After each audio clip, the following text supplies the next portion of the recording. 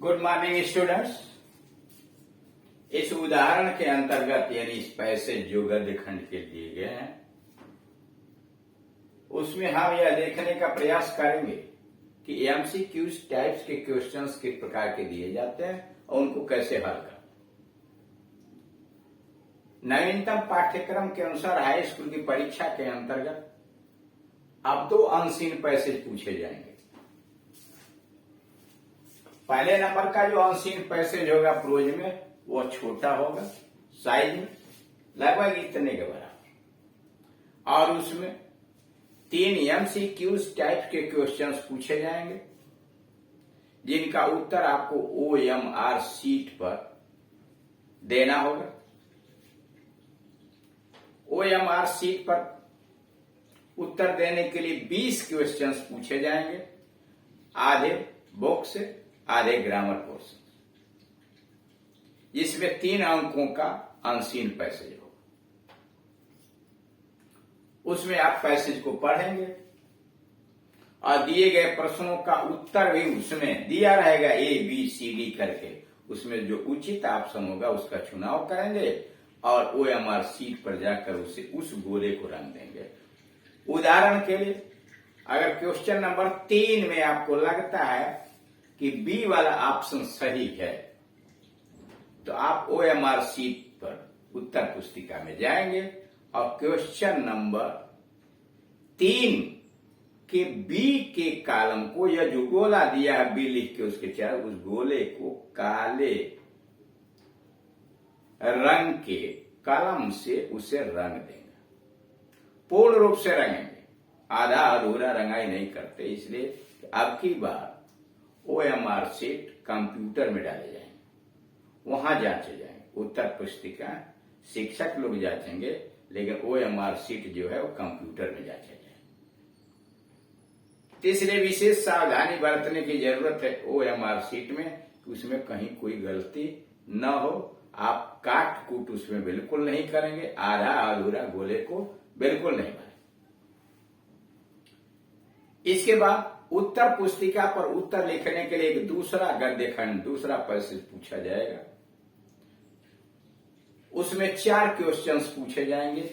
3 questions जो होंगे short answer type के क्वेश्चंस होंगे, 2-2 अंकों का होंगे।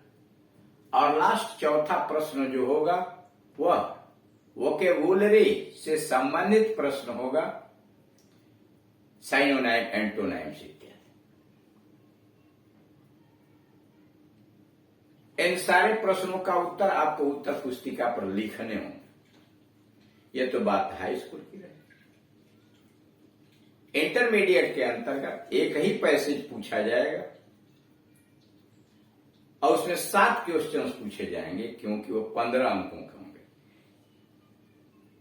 4 क्वेश्चंस 3-3 अंकों के होंगे जबकि 3 प्रश्न 1-1 अंकों के होंगे। इस प्रकार से 15 अंकों के प्रश्न इंटरमीडिएट में पूछे जाएंगे। इन प्रश्नों का उत्तर कैसे दिया जाता है, क्या सावधानियां बरतनी चाहिए, आप कैसे उसे समझेंगे, कैसे सही उत्तर देंगे, इसके लिए आपको अनसीन पैसेज के पार्ट नंबर 1 से लेकर 3 और पार्ट नंबर 9 से लेकर 15 विधिवत रूप से आपको समझाया गया कि कैसे आज पैसेज को पढ़ें, प्रोनाउंस में क्या सावधानियां बरतें, क्वेश्चन वर्ड जो दिए गए उसमें क्या सावधानियां बरतें, किस प्रकार उत्तर देना चाहिए, किस प्रकार उत्तर नहीं देना चाहिए। ये जो वीडियोज ऊपर बनाए गए उसको आप सावधानी पूर्वक पढ़ें, उसे समझने का प्रयास करें। यहां जो है आपको उसका उदाहरण दिया हुआ है कि पैसेज जो दिए गए हैं उसे आप कैसे हल करें। अनसीन पैसेज को हल करने के द्वारा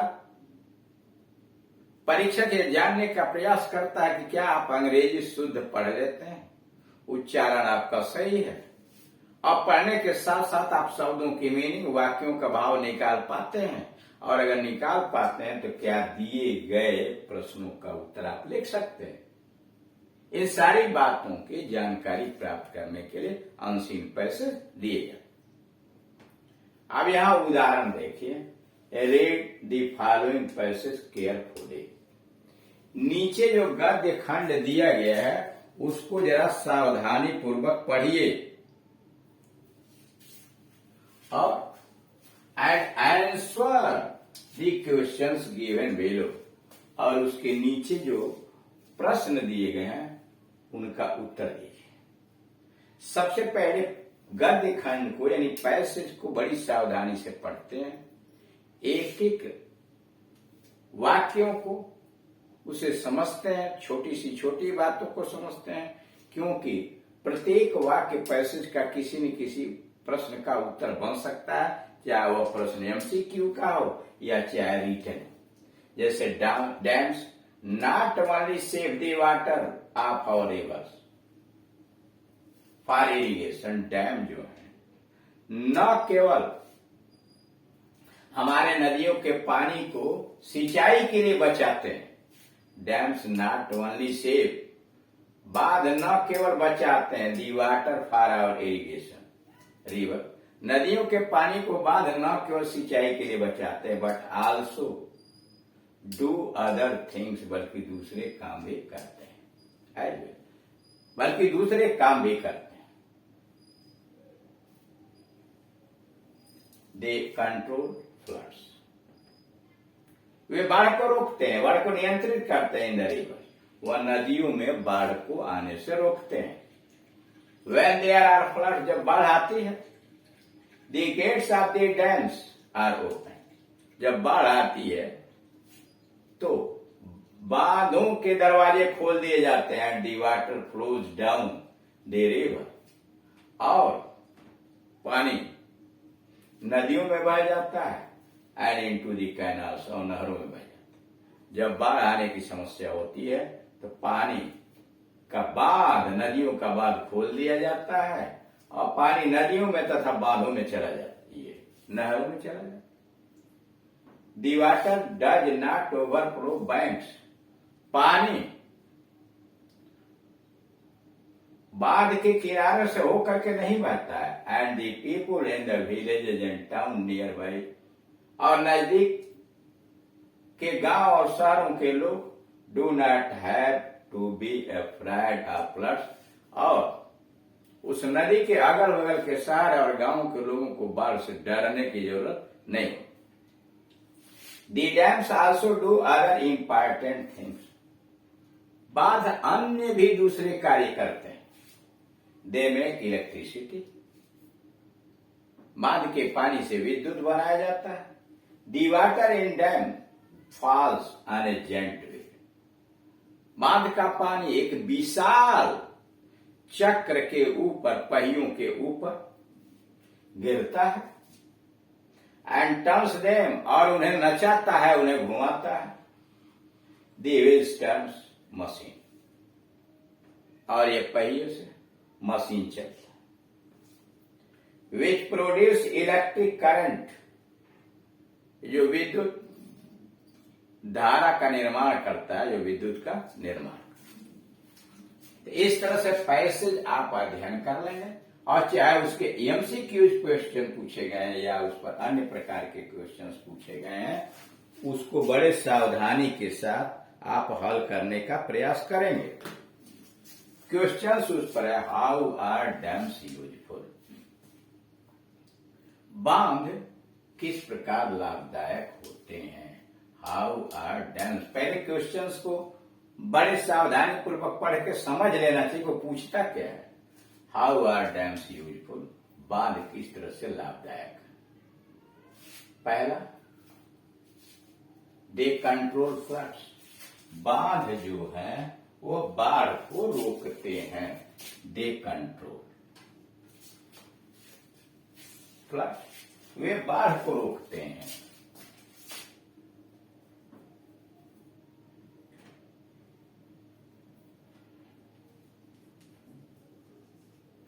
दे कंट्रोल फ्लड्स,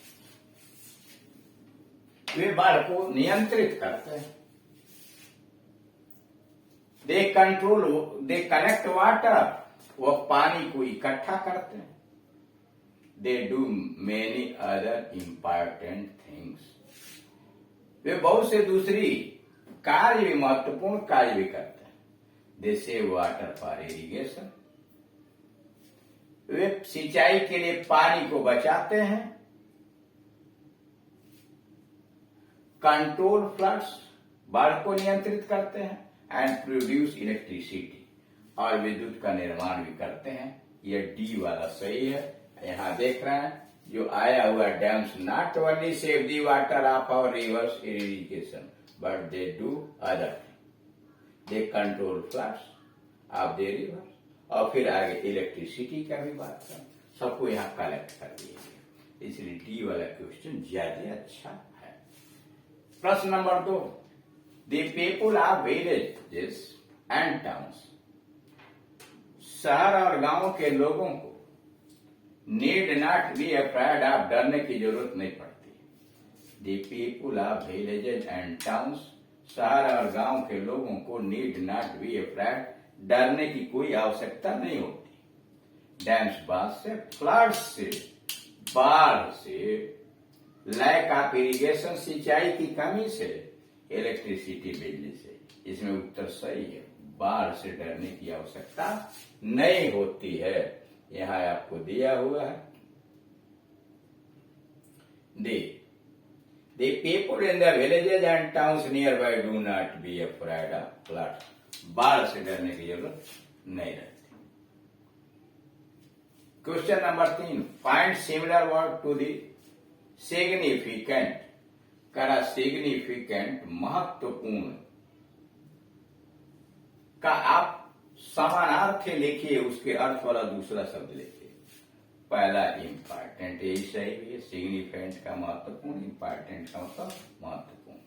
बी है प्राय, डरा हुआ। कंट्रोल, नियंत्रित करना।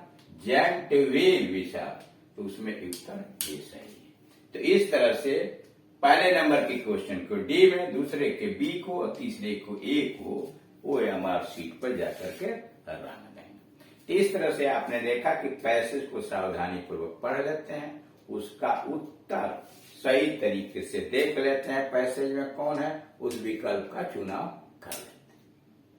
अब ये तो आपके एमसीक्यूज टाइप के क्वेश्चन है। इन्हीं तरह के पैसेज के अंतर्गत वे लिखने वाले उत्तर, यानी वह प्रश्न जो आंसर पुस्तिका पर दी जाती है, उसे भी इसी पैसेज से के अंतर्गत पूछे जा सकते हैं क्वेश्चंस बना करके।